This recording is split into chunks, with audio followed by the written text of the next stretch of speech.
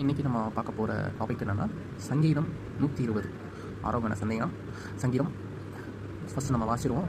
என் நெருக்கத்திலே கர்த்தரை நோக்கி கூப்பிட்டேன், அவர் எனக்கு செவி கொடுத்தார். கர்த்தாவே, பொய் உதடுகளுக்கும் கபடனாவுக்கும் என் ஆத்மாவை தப்பி. ஸோ இந்த 2 வசனத்தை மட்டும்தான் நம்ம இன்றைக்கி தியானிக்க போகிறோம். வாங்க நம்ம போகலாம். ஓகே, ஃபஸ்ட் வசனம். என் நெருக்கத்திலே கர்த்தரை நோக்கி கூப்பிட்டேன், அவர் எனக்கு செவி கொடுத்தார். என் நெருக்கத்திலே கர்த்தரை நோக்கி கூப்பிட்டேன். இந்த மாதிரி சிச்சுவேஷனை நம்ம எல்லாருமே அனுபவிச்சிருப்போம், இன்க்ளூடிங் நம்ம ஏசப்பா, நம்ம ஃபாதர், நம்ம அப்பா அனுபவிச்சிருப்பாங்க. ஸோ அது எந்த மாதிரி சிச்சுவேஷன் அப்படின்னா, ஏசப்பா பொய் நாவினாலும் கபட நாவினாலும் துன்பப்படுத்தப்பட்டார். எப்படி? கர்த்தாவே, பொய் உதடுகளுக்கும் கபட நாவுக்கும் என் ஆத்மாவை தப்புவின்னு சொல்கிறேன். ஸோ ஏசப்பா நிறைய பொய்னால் அவரை வழக்கில் பண்ணாங்க. ஏகப்பட்ட பொய்கள். அது நான் நல்லா இடிக்க போகிறேன்னு சொன்னார் அப்படின்னு சொல்லிட்டு ஏகப்பட்ட பொய்களை யூதர்கள் ரோமர்கிட்ட ஏசப்பா பற்றி சொன்னாங்க. ஸோ நம்ம ஏசப்பாவும் இந்த சிச்சுவேஷனை அனுபவிச்சிருக்காரு, எல்லாருமே அனுபவிச்சிருக்காரு. இந்த மாதிரி சிச்சுவேஷனை கடவுள் ஏசப்பா என்ன பண்ணார், அதை தான் இதில் போட்டிருக்கிறாங்க. என் நெருக்கத்திலே கர்த்தரை நோக்கி கூப்பிட்டேன், அவர் எனக்கு செவி கொடுத்தார். நம்ம நெருக்கத்தில் நம்ம ஏசப்பாவை நம்ம கூப்பிடணும். நம்ம எந்த மாதிரி நெருக்கத்தில் இருந்தாலும் சரி, எந்த மாதிரி ஏகப்பட்ட நெருக்கங்கள் இருக்குது. நம்மளுக்கு ஏகப்பட்ட ப்ராப்ளம்ஸ் வரும். வேலை விஷயமாக ப்ராப்ளம்ஸ் வரும், நம்மளோட ஃபேமிலி ரிலேட்டடான ப்ராப்ளம்ஸ் வரும், பணம் ரிலேட்டடான ப்ராப்ளம்ஸ் வரும். இந்த மாதிரி ப்ராப்ளம்ஸ்லேருந்து நம்ம ஒரே சொல்யூஷன் கடவுள் தான் அவர்கிட்ட நம்ம அவர்கிட்ட ப்ரே பண்ணணும், நம்மளை அவரை கூப்பிடணும். ஸோ அவர் கண்டிப்பாக நம்ம நெருக்கத்தில் நமக்கு செவி கொடுப்பார். நெக்ஸ்ட் வசனம். கர்த்தாவே, போய் உதடுகளுக்கும் கபட நாவுக்கும் என் ஆத்மாவை தப்பும். இந்த சிச்சுவேஷனையும் நம்ம ஏசப்பா அனுபவிச்சிருக்காங்க, அதை நான் உங்களுக்கு எக்ஸ்பிளைன் பண்ணேன். ஸோ கடவுள் ரெஸ்பாண்ட் பண்ணுறது, ஏன்னா கடவுள் டிஸ்டன்ஸில் இருக்கும்போது, ஏசப்பா டிஸ்டன்ஸில் இருக்கும்போது கடவுள் கூப்பிட்டாங்க. பட் ஏசப்பாவை அவர் காப்பாற்றினாங்க, நம்மளையும் அவர் காப்பாற்றுறார். வேர்ல்டியாக நெகட்டிவாக இருக்கலாம், ஏன்னா வேர்ல்டில் அது பார்த்திங்கன்னா ஒரு என்ன சொல்கிறது, அவரை சிலுவையில் அரைஞ்சாங்க. ஸோ வேர்ல்டாக பார்க்கும்போது எல்லோரும் சொல்லுவாங்க, ஏசப்பா இப்படி துன்பப்படுத்தப்பட்டார், அவர் கடவுளை அப்புறம் அவர் நல்லது செஞ்சோம், அவருக்கு தீமை தான் நடக்குது அப்படின்னு சொல்லிட்டு சொல்லுவாங்க வேர்ல்டாக.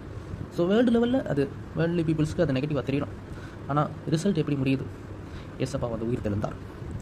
ஸோ ரிசல்ட்டை தான் நம்ம பார்க்கணும். அது வேர்ல்டுலேயே நம்ம பரலோக அடிப்படையில் நம்ம திங்க் பண்ணணும். இதுதான் என்னோட கான்செப்ட், பைபிளோட கான்செப்ட் தான். நம்ம எப்போவுமே திங்கிங் என்ன heavenly basis, not in worldly basis.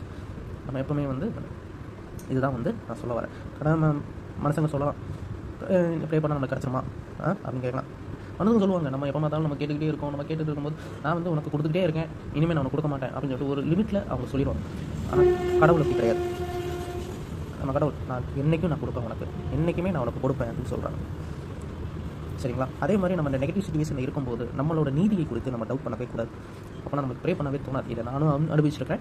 ஏன்னா நான் ஃபஸ்ட் லைஃப்பில் நான் நிறைய ப்ராப்ளம்ஸ் ஃபேஸ் பண்ணியிருக்கேன், நிறைய அவங்க பண்ணியிருந்தாலுமே அது என்ன நினைப்பு கூடும்போது ப்ரே பண்ணவே தோணாது. ஐயோ, நம்ம ஏசப்பா என்ன நினைப்பாங்களோ அப்படின்னு சொல்லிட்டு.